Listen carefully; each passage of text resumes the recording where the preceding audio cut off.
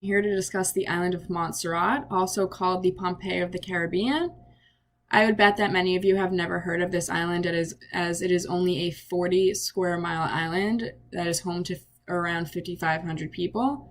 However, it has an extremely rich culture and an extremely rich history that we are about to get into. So to begin, the original native inhabitants are believed to have arrived around 3000 BCE, and it was later dubbed Alugana by the native people, also known as the land of the prickly bush. However, it is believed that it was desolate by the time that Christopher Columbus arrived in 1493 and sighted the island, naming it Montserrat. However, the island was not colonized until 1632 when British forces colonized the island using the Irish Catholics from the island of St. Kitts. During its history, the French had brief control for a short period of time. However, the 1783 Treaty of Paris returned the control to Britain. Plantations were first set up to grow tobacco and indigo, later evolving to include sugar and cotton. Slaves were first brought to the island in 1651, but by 1774 there were 10,000 slaves.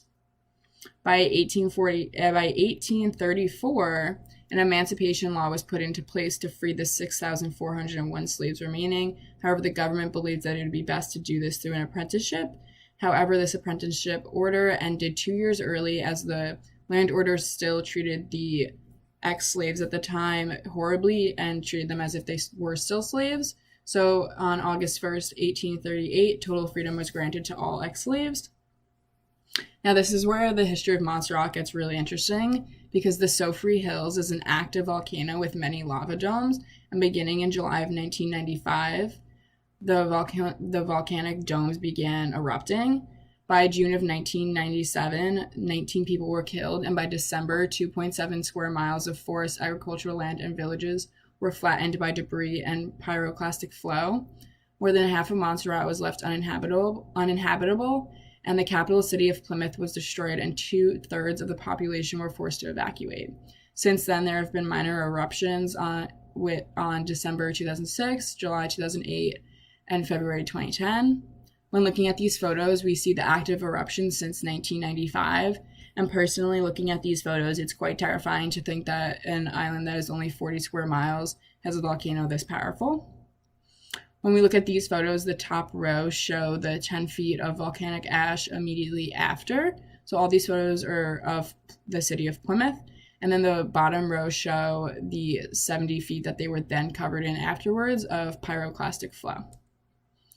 The political structure of Montserrat. Montserrat is an eternally self-governing overseas territory of the British Commonwealth. The British monarch is the head of state, but is represented by his appointed governor, who then appoints the premier from the Legislative Assembly. The political structure includes an executive branch and a legislative assembly. The most recent constitution was implemented in September of 2011, and the majority of Montserrat's annual budget is funded by the British. British taxpayers have invested more than 400 million euros into aid of the island. Before the volcanic activity in 1995, the economy was based on agriculture and tourism.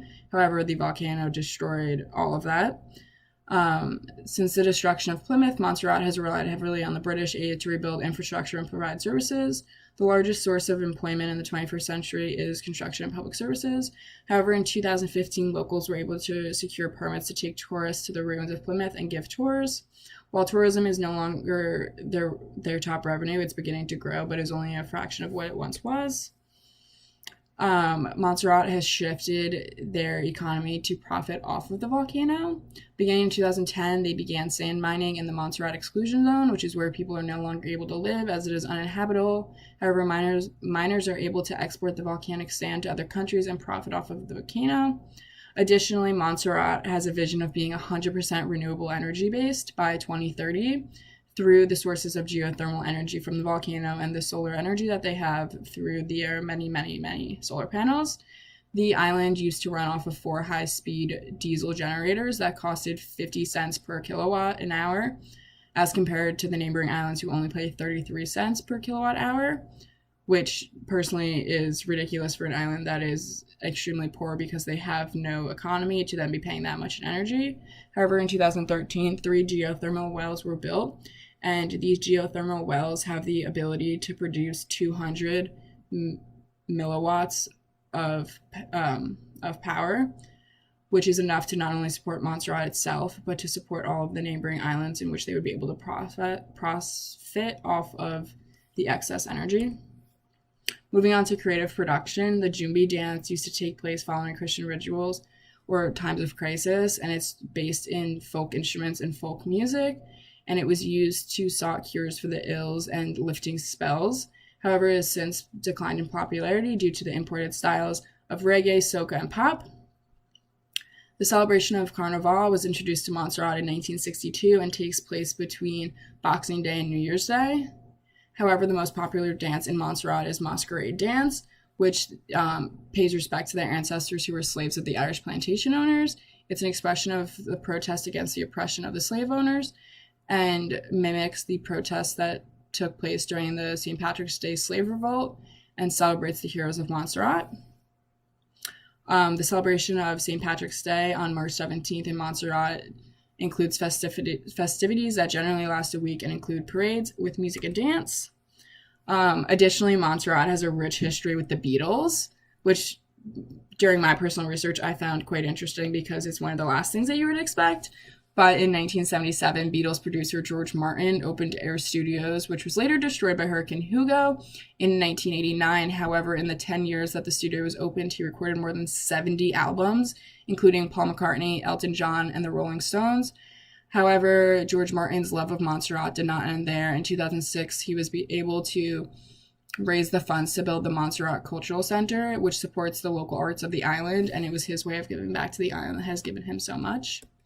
Moving on to our readings, the first reading I chose was Eduardo Gilson's The Unforeseeable Diversity of the World, which discusses the 5 main themes of rurality, discovery and rural universality, roots and rhizomes, and creolization. I chose to focus on the roots and rhizome theme and the creolization theme, as roots and rhizomes emphasizes how our identity is constantly changing as we encounter and interact with other cultures. In addition, Gilson describes creolization as the meeting and interface of the cultures of the world. And I believe that these both sum up how Montserrat's culture was able to form, as they were able to beautifully blend the cultures of the Irish and of the African slaves that were brought to this Caribbean island in a way that should be celebrated. The second reading I chose was Carl Boris Davies' Writing Home, in which he discusses several different stories and emphasizes how each individual author's background impacts their writings and our understanding of their journey. I believe this rings true for all individuals, as we all have different backgrounds and stories that are essential in our understanding of the world among us. She argues migration and exile are fundamental to the human experience. When I read this, I found this quote very moving because often we view migration and exile as a negative, but she views it as a way of developing our own identity and who we are, and we should own our identity. As human beings, we're all called to redefine our identity as we encounter new experiences and obstacles. My takeaways, personally, I found this project incredibly interesting. The more I read of Montserrat, the more fascinated I became. I honestly became hooked. Montserrat has an incredibly rich culture formed by the blending of Caribbean and European traditions. Additionally, I love the idea that the people of Montserrat are able to profit off of the volcano that destroyed their way of life. The fact that one day the volcano itself will be supplying the energy to support everyday life on the island and the surrounding islands is beyond impressive, especially during a time where climate change is at the forefront of our political conversation. After researching Montserrat, the immense respect they have for their volcano and land is beyond evident and should be praised. For a country of only 40 square miles, Montserrat has been through immense disasters and has overcome them in remarkable ways. Action, I've always been fascinated when learning of other cultures. My junior year of high school, I took a year-long college-level Spanish culture class where we dove deep into all Spanish-speaking countries and immersed ourselves in their cultures. My teacher, Senora Montserrat Ballina, who was born and raised in Spain, was an avid lover of culture and was able to share her experiences and expertise in truly remarkable ways. I will always be grateful for this class as it opened my eyes to how the world works outside of America. While I chose this country off the list originally because it reminded me of her, I very quickly became fascinated with this unique history and culture and the hopeful future that they have to come. I believe she would be very proud of the project that I've made here today.